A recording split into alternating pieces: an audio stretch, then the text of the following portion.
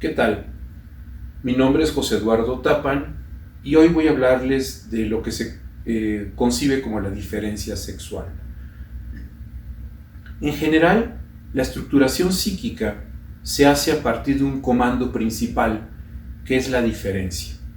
La diferencia tiene que ver con esto que corta, esto que impide, esto que hace que la criatura advenga en el mundo y no quede simple y sencillamente como una prótesis de la gente o de la madre, y que puede entonces de esta forma independiente estar como una posibilidad de sujetarse a ese universo simbólico. Entonces ese corte, esa diferencia es la ley universal de prohibición del incesto.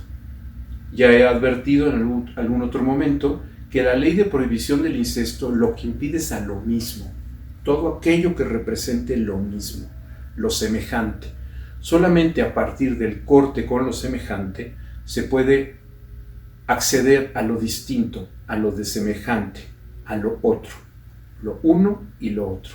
Ese comando, entonces, que es una diferencia, la diferencia en su forma más pura, dice Lacan. A mí me gusta mucho el concepto de Derrida, de pensarlo como la diferencia, en el sentido de esta operación que inscribe tiempo y espacio, y lugar y persona, que es diferir y diferenciar, esa operación que inscribe ese comando.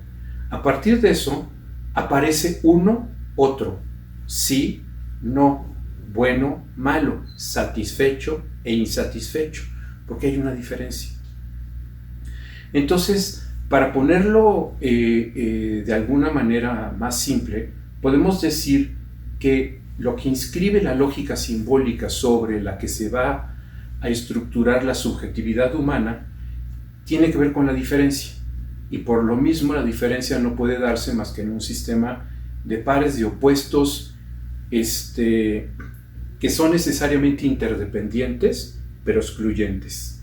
Sí, es dependiente del no. Si desaparezco el no, desaparece el sí, pero son excluyentes. Sí es distinto de no. Esa es la base. Sobre esa base empieza a haber una serie de intermediaciones. Lo que quiero que empecemos a ver es que la lógica simbólica no se da una lógica simbólica en la subjetividad humana, en el psiquismo humano, se dan muchas. Muchas de ellas que actúan de forma articulada y otras no tanto, pero todas sostenidas o soportadas en este sistema binario. Sí y no. A partir de eso se genera un sistema terciario que implica la operación de intermediaciones. Crudo, cocido, tierno, maduro. Empieza a haber una serie de intermediaciones para que los opuestos puedan de alguna manera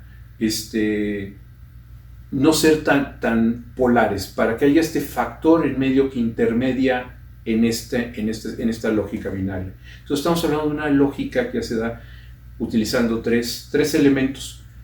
Una lógica semejante, digamos, de alguna forma a lo que Peirce construye con lo que es el signo, con Peirce, el signo lingüístico, el signo, digamos, de su semiótica, para de alguna forma ir elevando este nivel de complejidad de lo que es la lógica a planos en donde vamos a ver sistemas tetravalentes ya de 4 variables, y eso se va exponenciando hasta que todas esas articulaciones de planos de lógica en donde cada una de ellas permanece y al mismo tiempo se articula, y en esas articulaciones va generando lo que nosotros podemos pensar otros sistemas de lógica, lógicas borrosas, lógicas paraconsistentes, lógicas indeterminadas, pero sí en un sistema que podría aparecer para ciertas miradas como si estuviéramos hablando del caos o de una forma de la lógica del caos.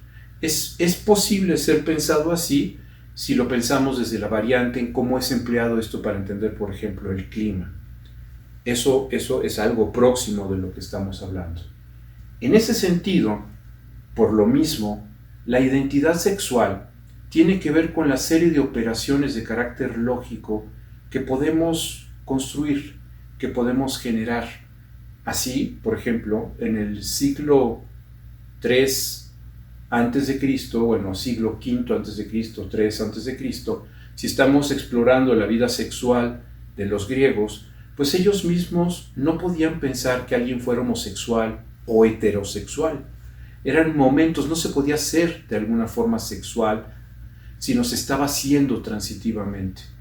Así, bajo esas perspectivas que descansan en una lógica binaria, sí existía el sentido de lo masculino y lo femenino en este plano de ordenación lógica, y que de alguna forma se apuntala en una serie de representaciones de carácter imaginario que podemos localizar en la cultura.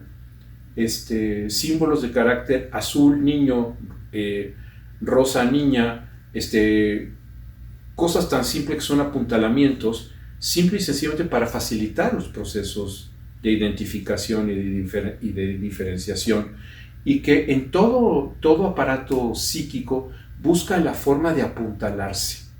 Todo aquello que sucede en nuestra subjetividad busca una serie de referentes anclas en que pueda apuntalarse.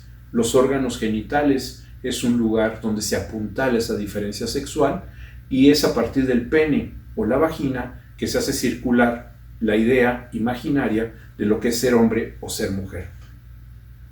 Está claro que estas posibilidades de acceso a la sexualidad no descansan entonces en el sistema lógico, sino que de alguna forma es lo que les da es lo que genera las condiciones de posibilidad, pero las posibilidades se van dando por las épocas, se van dando por las culturas, se van dando por las sociedades. Entonces, la sexualidad, en este sentido, no es algo. El propio Freud decía que no tenemos representación psíquica inconsciente de lo masculino o de lo femenino. No existe eso. Existe la diferencia, una diferencia esencial. Y esa diferencia va articulando en este juego de diferentes lógicas lo que va a ser las posibles formas en que podemos ir accediendo a formas de identidad sexual, entendida esta identidad, como os decía, algo imaginario, como un soporte, simple y sencillamente como una esfera de representación de esto que está sucediendo psíquicamente, de este conflicto psíquico. Quiero decirles que no existe ninguna representación, ninguna posibilidad, que esté ausente de conflicto. Toda posición, toda elección, toda forma de organización de la sexualidad es conflictiva. Tanto en el sentido de la identidad como de la elección del partener, como la elección de qué es aquello que me gusta, que deseo, que busco en mi sexualidad. ¿De acuerdo? Entonces, simple y sencillamente esto que sirva como una pequeña introducción para darnos cuenta que cuando estamos hablando de movimientos políticos o sociales que están hablando de la identidad sexual, de lo que están hablando en realidad son de una serie de representaciones que en esta época y bajo una serie de circunstancias las personas quieren darse la oportunidad de vivir, pero ninguno es eso que dicen. O sea, no se es homosexual, no se es heterosexual, no se es algo de eso, se está haciendo transitivamente, ¿no? El ser, ontológicamente, no se juega en los planos de las representaciones sexuales, ni en los posicionamientos que derivan de toda esta lógica simbólica. Eso simple y sencillamente son cosas que facilitan, que apuntalan estos procesos como para repetir, en un sentido de facilitación. Pero bueno, entonces, para redondear y para terminar, entender que cuando estamos hablando de diferencia sexual, cuando estamos hablando de ese tipo de características, desde luego el concepto de género es muy pobre, porque el género es un concepto de clasificación, género, especie, tipo, y entonces es pobre para poder dar cuenta de la flexibilidad que existe a partir de los sistemas de representación y a partir de las formas en que vamos siendo en estas identidades que siempre serán mutando, cambiando, evolucionando, involucionando, dando saltos, en donde el ser, como les decía, no está reconocido en estas formas de habitar, ni lo que es estas formas de identidad, ni de praxis sexual, ni la orientación de del tipo de partener o de pareja sexual. Gracias.